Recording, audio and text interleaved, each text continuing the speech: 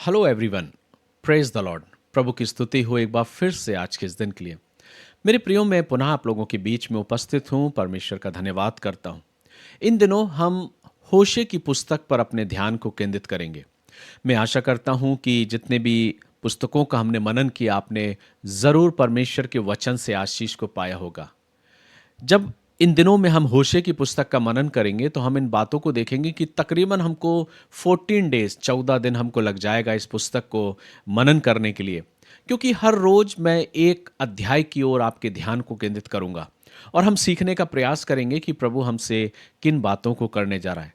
आज मैं सिर्फ आपके बीच में होशे की पुस्तक की भूमिका और उसकी पृष्ठभूमि को रखने का प्रयास करूंगा। मैं प्रार्थना करता हूं कि जब भी मैं आपसे बातें करूं, प्रभु के इस वचन को आपके बीच में रखूं, तो मैं अपने उस सांसारिक ज्ञान और समझ और बुद्धि के द्वारा नहीं, पर परमेश्वर मेरी अगुवाई करे। मैं प्रार्थना करता हूं कि पवित्र आत्मा हमारी और आपकी अगुवाई करे और हमारी निगाहों को, हमारी आंखों को इस प्रकार से खोले, हमारी बुद्धि को ऐसा खोले ताकि हम प्रभु के इस वचन को प्रभु के अनुग्रह में होकर सीखने पाएं। क्योंकि जब भी हम सांसारिक तौर तरीके से अगर इस पुस्तक को, परमेश्वर के इस वचन को और इस वचन में इन पुस्तकों को अगर हम पढ़ने का प्रयास करते हैं, तो कई बार जो भाषा शैली है, जो शब्द हैं, जो प्रतीकात्मक दृश्य दर्शाए गए हैं, वो कई बार हमको विचलित कर देते हैं और हम समझ ही नहीं पाते और हम उसी जगह ठहर जाते हैं। इसलिए मेरे प्रियो, परमेश्वर के वचन को पढ़ने वाले जन को ये ज़रूरी है कि वो अपने जीवन को प्रार्थना के साथ और प्रभु के वचन को प्रार्थना के साथ वो पढ़े। इसलिए हम सब इन दिनों में जब हम इस पुस्तक का मनन करते हैं तो हम प्रार्थना के साथ इस पुस्तक का मनन करें, ताकि प्रभु अपने उस प्रकाशन को, अपनी उन बातों को हम तक बताने का प्रयास करें और हम सीखने पाएं और जो प्रभु चाहता है उसमें हम आगे बढ़ सकें। आइए हम वचन के मनन के लिए होशे की पुस्तक और उसके पृष्ठभूमि, उसकी भूमिका को आपके बीच में मैं रखने जा रहा हूं। जैसे ही आप इस पुस्तक को खोलते हैं तो सबसे पहले आपको होशे के बारे में हमको सुनने को मिलता है। परमेश्वर होशे को बुलाता है और उससे कुछ काम या कुछ बातों को करने को कहता है। इन बातों पर हम कल चर्चा करेंगे जब हम पहले अध्याय की ओर ध्यान को केंद्रित करेंगे। लेकिन आज मात्र मैं सिर्फ आपके बीच में उन बातों को रखने जा रहा हूं कि होशे जो है वो अपने इस संदेश को, जो परमेश्वर का संदेश है, वो उस समय के लोगों को जिनसे परमेश्वर प्यार करता था, जिनको परमेश्वर ने अपने निज प्रजा करके स्वीकार किया, जिनके विषय में परमेश्वर कहता है कि मैं तुमसे प्रेम करता हूँ। कई बार हमने कई पुस्तकों में इन बातों को पढ़ा है कि परमेश्वर उन्हें अपनी संतान, अपनी बेटी, अपनी दुल्हन की रीति से उपमा देकर उन्हें बुलाता है। सारी बातों के आधार पर हम इस बात पर पहुंचे हैं कि परमेश्वर परमेश्वर है, वो अपने लोगों से प्रेम करता है।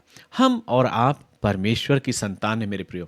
हम और आप उस परमेश्वर की संतान है जिसने मुझे और आपको रचा है और जिसने मुझे और आपको बनाया। इस बात को हम भूले नहीं। लेकिन परमेश्वर तब दुखित होता है जब हम अपने जीवन से उसको भूल जाते हैं और अपने अविश्वासी मन को प्रकट करते हैं। होशे इसी बात से बहुत चिंतित है और जब होशे इन बातों को देखता है कि लोग परमेश्वर से विमुख हो गए, वो अपने अविश्वासी मन को प्रकट करते हैं। वो परमेश्वर से विमुख होकर उस ओर मिल जाते हैं जो परमेश्वर की सोच और समझ के अनुसार नहीं है, और जब प्रभु उनको देखता है तो वो उनके जीवन को देख के निराश होता है। कई बार हम और आप परमेश्वर के उस प्रेम को समझ नहीं पाते और तब अवसर मिलता है प्रभु को, अपने भक्तों को, अपने दासों को और अपने भविष्यवक्ताओं को खड़े करने का। ऐसे ही समय में होशे भी खड़ा होता है जो एक भविष्यवक्ता है, और वो उस समय के लोगों में, उन परमेश्वर के उन लोगों में प्रभु के उस संदेश को देने का प्रयास कर रहा है। और वो संदेश कुछ इस प्रकार से है, वो इस बात को बताने का प्रयास कर रहा है कि तुम जब भी अपने आप को प्रभु से, अपने मनों को तुमने जब फेरा है, अपने अविश्वासी मन को प्रकट किया है, तो प्रभु तुमसे कुछ कहना चाह रहा है। परमेश्वर तुमसे कुछ बात करना चाहता है और उन बातों को एक प्रतीकात्मक दृष्टि से, एक दृश्य को वो लोगों के सामने प्रस्तुत करता है। उसके लिए बेशक उसको एक बहुत बड़ी चुनौती थी लोगों के सामने ऐसे दृश्य को प्रस्तुत करने के लिए, लेकिन फिर भी हम इस बात को जानते हैं कि इससे बढ़कर होशे के जीवन में यह जरूरी था कि लोग परमेश्वर के उस प्यार को, परमेश्वर की उस तड़प को पहचानने वाले हो सके, और इसलिए उसने वो सब कुछ किया जो प्रभु ने उससे किया। जो बात यहां पर हम देखते हैं तो हम इस बात को पाते हैं कि होशे ने अपने जीवन में एक बड़ी चुनौती को स्वीकार किया, परमेश्वर के संदेश को, परमेश्वर की उन बातों को कि प्रभु कितना तुमसे प्यार करता है, प्रभु तुमसे मोहब्बत करता है, प्रभु तुम्हें किसी भी रीति से छोड़ना नहीं चाहता। उस संदेश को होशे अपने समय के लोगों को बताने का प्रयास करता है, प्रभु की उन बातों को उन तक पहुंचाता है और उसके लिए उसे जो कुछ भी करना है उसके लिए वो तत्पर तैयार है। सारी बातों के आधार पर जब हम इस वचन को पढ़ेंगे, जब हम कल पहले अध्याय को देखेंगे तो हम विस्तृत रीति से उसका वर्णन करेंगे। लेकिन आज जो बात मैं आपके बीच में रखने जा रहा हूं वो ये कि हम इस बात को जाने, इस पुस्तक का अर्थ और इस पुस्तक का निष्कर्ष ये है कि जब हम होशे की पुस्तक को पढ़ते हैं तो भविष्यवक्ता होशे इस बात को कहने जा रहा है कि जब भी हम अपने जीवन में परमेश्वर के प्रति अपने अविश्वास को प्रस्तुत करते हैं या अपने जीवन में प्रभु से विमुख हो जाते हैं तो वो परमेश्वर जिसने मुझे और आपको रचा है वो बहुत ही उदास होता है, वो निराश होता है और वो फिर मुझे और आपको जिस प्रेम को वो मुझसे और आपसे करता है उस प्रेम को वो व्यक्त करना चाह रहा है। सारी बातों में परमेश्वर सिर्फ यही प्रदर्शित करना चाहता है कि तुम मेरे लोग हो, मैं तुमसे प्यार करता हूं और उसके लिए वो चाहे कुछ भी करने के लिए तैयार है। इन बातों को जैसा मैंने कहा, जब हम वचन को क्रम अनुसार पढ़ते हैं तो हम इस बात को देखते हैं, जब हम आगे जाएंगे नए नियम में तो उसी बात को जो हम पुराने नियम में पढ़ रहे हैं कि वो अपने भविष्यवक्ताओं को खड़ा करता है अपने प्रेम को प्रकट करने के लिए। और अंततः जब हम नए नियम में पहुंचेंगे मेरे प्रियो तो हम इस बात को देखेंगे कि वही परमेश्वर एक मानव रूप लेके, स्वयं मानव रूप लेके संसार में इंसानों के बीच में आया। अब वो कोई भविष्यवक्ता को नहीं भेजता, किसी और को नहीं भेजता, लेकिन अब की बार वो स्वयं एक मानव रूप लेके आता है ताकि मानव इंसान प्रभु के उस प्रेम को पहचानने पाए। और वो प्रेम कलवरी के उस क्रूस पर प्रकट होता है जब प्रभु मेरे और आपके लिए अपने आप को बलिदान करता है। आज कितने हैं जो उसको प्रेम नहीं करना चाहते, कितने हैं जो अपने अविश्वास को प्रकट करते हैं और उस ओर फिर जाते हैं जिसके लिए प्रभु जब उनके जीवन को देखता है तो वो निराश और हताश होता है। ये पुस्तक मेरे लिए और आपके लिए एक चुनौतीपूर्ण पुस्तक बनेगी, क्योंकि जब हम ऐसे जीवन को जीते हैं तो होशे कहता है कि तुम अपने जीवन में एक ऐसे चाल चलन को चल रहे हो जो एक बहुत ही अलग है। जब हम इस पुस्तक का अध्ययन करेंगे तो इस बातों को हम देखेंगे। लेकिन जो बात है, परमेश्वर का वचन जो मुझे सिखाना चाहता है और होशे इस बात को बताना चाहता है कि मत भूलो कि तुम परमेश्वर की संतान हो, मत भूलो कि तुम्हें किसने बनाया है, मत भूलो कि वो परमेश्वर जो जीवित है, जो तुमसे बात करना चाहता है, जो अपने प्रेम को प्रकट कर रहा है, उसके संदेशों को और उस प्रेम की तुम अवहेलना मत करो, पर आवश्यक है कि तुम उसकी ओर फिरो और उसके सम्मुख जाके अपने प्रेम को प्रकट करो।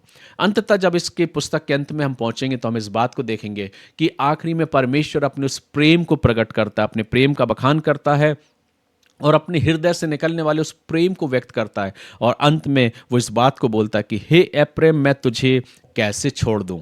वो अपने उस मन की अभिव्यक्ति को, अपने मन के उस फीलिंग्स को, हृदय की अपनी उन फीलिंग्स को, अपनी भावनाओं को व्यक्त करता है। वो कहता है मैं तुझे कैसे छोड़ दूं, हे इज़राइल, मैं कैसे तुझे शत्रुओं के वश में कर दूं।